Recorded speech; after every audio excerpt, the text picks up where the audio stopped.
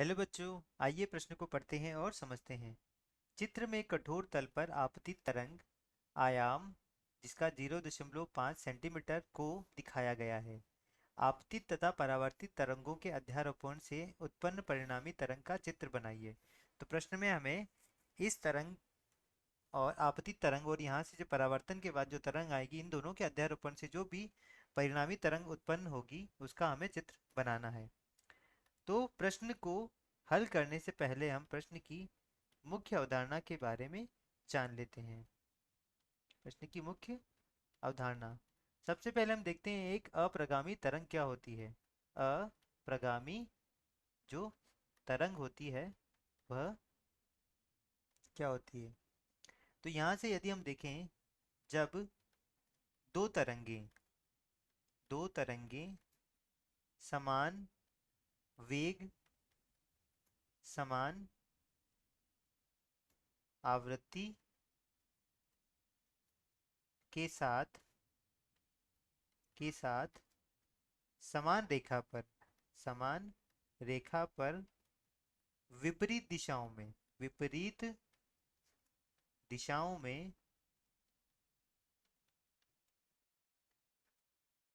किसी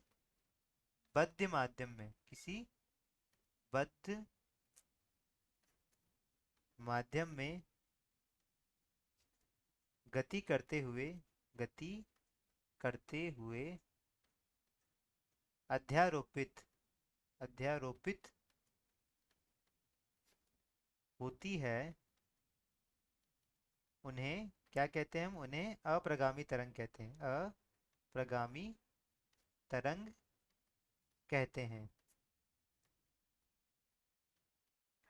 अब हमें यहाँ प्रश्न में दी गई है एक जो आपतित तरंग है जिसका आयाम 0.5 सेंटीमीटर है, वह उसको हम यहाँ पर कुछ इस प्रकार यहाँ पर चित्रित करते हैं। तो यहाँ से यदि हम देखें तो यह जो तरंग है कुछ इस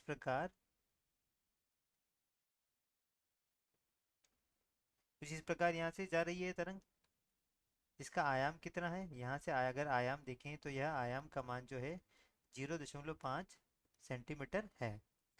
तो अभी जो अगर यह अप्रगामी तरंग बनेगी तो इस आपतित तरंग और यहाँ से जो परावर्तन के बाद जो तरंग आएगी उसमें क्या होगा, वह उसमें अध्यारोपण होगा। तो यहाँ से यदि हम देखें, यह हमारा बिंदु 5 है, या 4, या बिंदु 3, या बिंदु 2, या बिंदु 1, और यह बिंदु क्या हो गया, यह 0 हो गया। तो यहाँ से यदि हम बनाएं तो यह तो क्या हो गई हमारी, यह हो गई आपतित तरंग।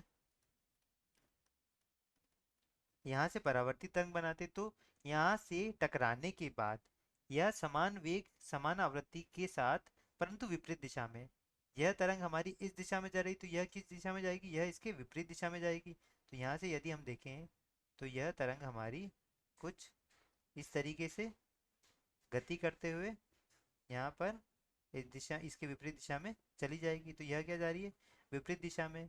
तो यह क्या है, यह हमारी परिणामी तरंग है।